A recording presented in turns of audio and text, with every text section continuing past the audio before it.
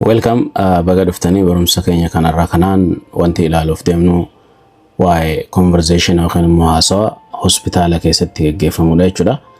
Kana dura hospitaala keessatti doktora wajjin nama dhibamaan tokko yeroo haasawu akkamitti haasawuu qaba maal haasawuu qaba jedhu hamma tokko ilaallee turre. Haasawni sun immoo doktora wajji ture jechuudha. Hospitaala yeroo deenu doktora qofa osoo hin taane narsoonnis nu qunnamuu malu.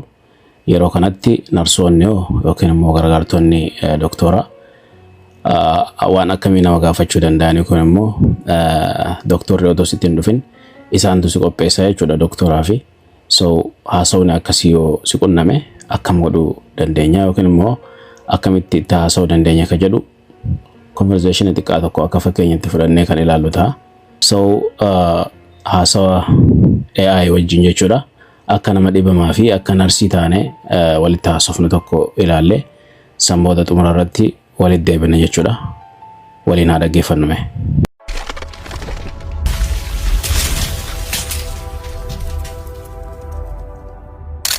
Hello there. Hello, how can I help you? Good. Today we are going to have some conversation together. We are going to take our role. So your turn is going to be like a nurse and I'm going to be a patient. So are you ready for this kind of conversation? Good morning. What is your name? My name is Hassan. Nice to meet you, Hassan. How old are you? I'm 25 years old. Thank you. What brings you to the hospital today? What is the problem? I have a headache and fever. Since when have you been sick? I've been sick since yesterday. Please wait. The doctor will see you soon. Thank you very much. You're welcome. Alright, so haasawichi kana fakkaata ture. Namni tokko hospitaala dhaqee narsiin yeroo dura si dubbistu doktoraaf si qopheessitutti doktorri busy ta'etti jechuudha. So wantoota akkas akkasiitii fi wantoota kana fakkaatu si gaafatu deebisaan keetillee wantoota kanaa fi kanaa wal fakkaata jechuudha. Kaayyoon ati hospitaala deemteef dhibdee keetiif fala barbaadudha. So waan si dhukkubee umrii kee wantoota akkasii haasofta. So mee walumaa galatti akkaataa itti ja'amuu fi haala achi keessa jiru kan ilaallu ta'a. Fakkeenyaaf ati yeroo dhuftee kursirra gatteessu, okay? Kutaa narsiin jirtu sanitti ol seente san booda ganama yeroo ta'u yeroon suni good morning siin jedhama, galgala yoo ta'u good evening siin jedhanii, guyyaa keessa yoo deemte yeroo guyyaa keessa yookiin waaree booda yoo deemte good afternoon siin jedhu. San booda erga nagaa si gaafatan booda what is your name jalqaba irratti maqaa keetii jechuudha. Daataa keessa irraa guuru maqaa kee itti himta jechuudha. Akkam bultee erga siin jedhanii maqaa kee si gaafatu, maqaan kee eenyu. San booddee maqaa kee itti ibsita, maqaan kee Hassan ta'uu danda'a, Muhammad ta'uu danda'a.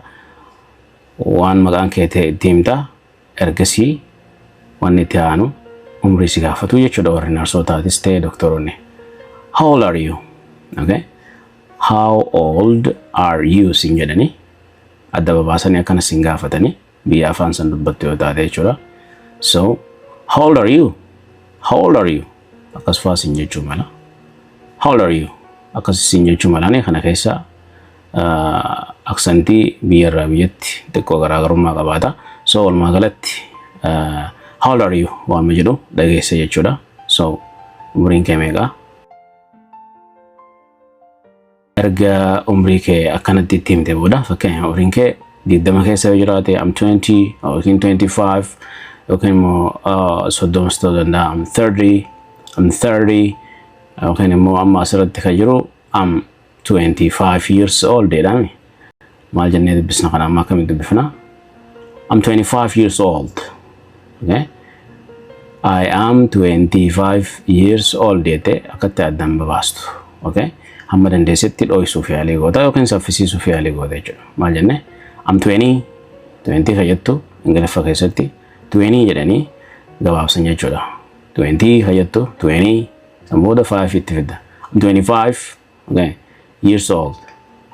I am fayyadtus am jette 25 years old. Walirratti yeroo dafnee jennu I'm 25 years old jedhame na hojii jedhaal tokko. I'm 25 years old. I'm 25 jettee dhaabuu hin dandeessu. Years old sirraa dhiiftee jechuudha. Isa kana jechuudha. years old yoo radistes umurii waan haasawaa jirtuuf beekamaadha. I'm 25 yookaan immoo I'm 25 years old malee I am 25 years old jette addan baastu jechuudha. Okay? Umriin koo 20 meeqa 5 jechuu jira jechuudha. 26 osoo ta'e umriin kee kamidha? I'm 26 years old. 25 fayyaddu 26.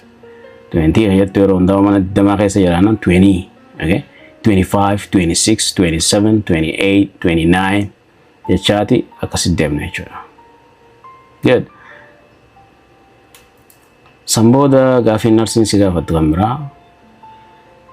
What is the problem? Ka jedhu idami? No, akkasi sin gaafa. What's the problem? What's the problem? Asirratti what is ka jettu what's qofa dhageessa. Sambooda the problem. The problem jechuu beekamre.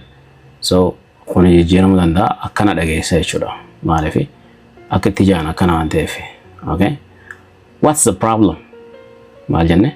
What's the problem? Siin jedhani rakkoon kee maali? Yookiin dhibeen kee maali ka jedhu gaafii si gaafatanii akka dhibee kee ibsattuuf karaa sii bananii jechuudha. San booda ati akka dhibamaa tokkotti patient jechuun asi dhibamaadha. So akka dhibamatti waan si dhukkubu itti himta. Fakkeenyaaf akka fakkeenya kun kan nuti headache jechuun kuni headacheidha. Kun immoo fever jennaan. Asirra dogoggoraan headache jaanam tokko headache miti. Amaariffaadhaan headache jechuun deemtee intaltee jechuudha. San fakkaata. Kun immoo fever jaanii nam tokkos feverii miti maal jennaani fever jedhame. So amma fever jechuun legdaa yookiin legdaa jettiin argani. Yookiin immoo ho'a qaamaa jechuudha. Okay? Ho'a qaamaa kan ol ka'e jechuudha. Gizee si dhukkubu qaamni si ho'a. So fever jechuun isa sanii. Ambiraa headache jechuun dhukkubbii mataati. So maal jedhe namni kuni? I have a headache and fever. I have a headache and fever. Akkasitti definee jenna jechuudha. Okay? I have kayattu have jette. I have a headache and fever. Asirratti enda ta'ettus jetteeti inni ofirraa tuyte gaggabaabsite jechuudha. Meel waan kana irra deddeebi'aa shaakalaa. I have a headache jetta dura jechuudha. Okay? I have a headache. I have a headache and fever. Wal irra deebisnee yeroo jennu I have a headache and fever. I have a headache and fever. I have a headache and fever. I have a headache and fever. Okay? Akkasii jenna jechuudha. Waa jechuudha. Dhukkubbii mataa fi ho'a qaamaan qabaa jechuu jirta jechuudha. So san booda narsii maasiin jetti yoom akkasii eegalee si gaafatti jechuudha yookiin si gaafataa jechuudha waliirra teessu. So since when have you been sick? Okay? Since when have you been sick? Since when have you been sick? Siin jedhani. Since when have you been sick? Okay? Since when jechuun yoomii kaasee. Amma waan biraatillee haasoo biraa keessattillee nama tokko waan ta'e yoo sitti hime kun yoomirraa kaaseeti jettee yoo gaafatu barbaadde maal jettaani? Since when? Yoomirraa eegaleeti. So qatte aanu have you been sick? Dhibamaa turte jechuudha kun. Walirratti keessaa yoo ilaallu since when have you been sick? Yoomirraa kaaseeti kas dhukkubaa ture jechuu jira jechuudha. Okay? Eekni isaa akkuma agartan kana. Namni dhukkubu sun kaleessa dhukkubsatu eegale akka ammaa sirraa agartutti yesterday'dha waan darbeedha kaleessa irraa kaaseeti jechuu jira. I've been sick yookiin immoo I have been sick since yesterday. Akkanatti dheeressinee hin jennu. So dubbisumaaf jecha akkanatti akka takkaan adda babaasne. So asirratti I have been sick jettu kami gabaabsina? I've been sick. I've jetta jechuudha. Okay? I've been sick since yesterday. I've been sick since yesterday. Okay? Kana jechuun kaleessa irraa eegalee na dhukkubaa ture. Dheengadda irraa eegalee jechuu barbaanne guyyaa kaleessa duraasan jechuudha. Dheengadda jechuun Ingiliffaan maali ka jedhutti dhufna. Dheengadda jechuun the day before. Okay? I've been sick since the day before. Okay? Guyyaa isniin irraa kaasee yookiin immoo Monday irraa kaasee jechuu barbaadde immoo okay? Guyyaan atti mana yaalaa dhaqxe Tuesday yoo ta'e I've been sick since Monday, since Tuesday, since Thursday, since last week. Okay, torban darberra eegale jechuu barbaade. I've been sick since yesterday. I've been sick since last week. Okay, akkasitti jijjiirree jechuu dandeenya jechuudha. Sambooda narsiin dhufte, please wait. Malo turii yookiin eegi. The doctor will come. The doctor will see you soon. Doktorri dhufee silaala yeroo dhiyootti. Soon jechuun yeroo dhiyootti jechuudha. So doktorri dhiyootti dhufee waan silaaluuf asuma turii jechuudha kan siin jedhamaa jiru. Sambooddee nama tajaajila kana sii kennee deeme narsicha kana yookiin narsitti maal jettaani? Thank you very much. Galatoomi jettaan jechuudha. Baay'ee galatoomi. Namni sunis you're welcome anytime waan adda addaa siin jechuu danda'a jechuudha. Okay? Homaa rakkoon qabu yeroo fedhayyuu si gargaaruudhaaf asin jira akka waan jedhu ta'e jechuudha.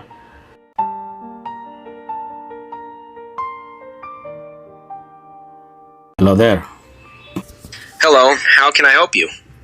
Good. Today we are going to have some conversation together. We are going to take our role. So your turn is going to be like a nurse and I'm going to be a patient. So are you ready for this kind of conversation? Good morning. What is your name? My name is Hassan. Nice to meet you, Hassan. How old are you? I'm 25 years old. Thank you. What brings you to the hospital today? What is the problem? I have a headache and fever. Since when have you been sick?